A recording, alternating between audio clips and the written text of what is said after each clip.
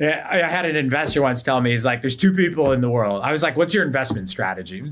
Chris Sacca, actually. So probably one of the greatest investors of all time. And I'm like, tell me what your investment strategy is, why you're so successful. And he said, it's very complex. Here it is. There's only two people in the world. There are chaos Muppets and order Muppets. And when a chaos Muppet meets an order Muppet, something magical happens sometimes. Oh, piece of blue. Look at that. That was pretty good. Speaking of magic. But yeah, so I'm a chaos Muppet. And so like I love the feeling of like just pure chaos. You don't know what's gonna happen the next day. You got 1,000 things to do. Like, yeah, I live for it. Love it. We love it and complain about it. Yeah, exactly. A little you bit of drama ADHD? comes along. No, come on, man. You can't. If you could look around the rest of this place, you go, Jesus, man. Like you have a problem. Like I'm on the high end of the spectrum. I'm guessing you are too. Oh yeah. But I mean, I think that's what makes a great entrepreneur is somebody who can just hyper focus, and they love the chaos. You know. It is. I commonly tell people whenever I'm about to hire someone new, I do kind of something similar.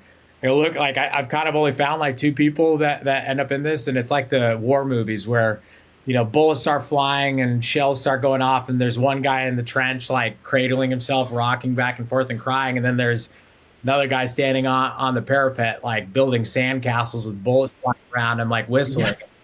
I mean, yeah, it tends to be that true, and I think if you love that kind of unknown and chaos, you start to understand that like the world is driven by chaos theory and a lot of complexity theory, and you start to learn you actually can control outcomes if you're able to deal with a lot of really bad shit that can happen. Dude, it's interesting because I think that from a very young age, people are groomed to be the rank and file, right? So to be the, all I heard was the chaos. What was the other one? The lame one? Order Muppet.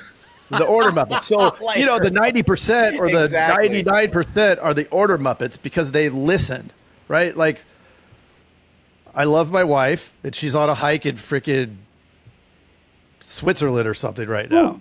But it's like, for the most part, she follows the order. She believes in all the rules, and she thinks the rules are there because blah, blah, blah, blah, blah, right? Like, she buys into the matrix, that's nice.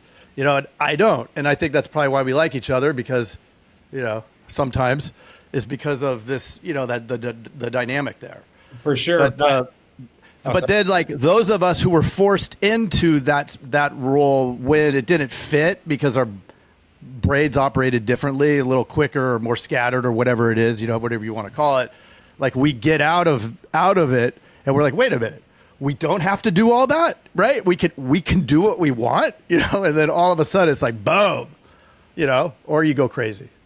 It is. And like, look, you know, I think Chris's point was saying, look, they're both Muppets. Like, and the thing I've learned, like in you know, making an ungodly amount of mistakes and building business divisions and creating companies, you have to find an order Muppet who can put up with your chaos Muppet, because otherwise, like if you and I tried to start a business, like God knows, we'd be playing with Legos, we'd be doing 1,000 different like new Jason and I. ideas, and so the magic happens. And you know, my current one, Ryan Valdez, like 20 years claims experience, like at a big company, and like, yeah, you kind of connect and mesh. But yeah, takes all types, man.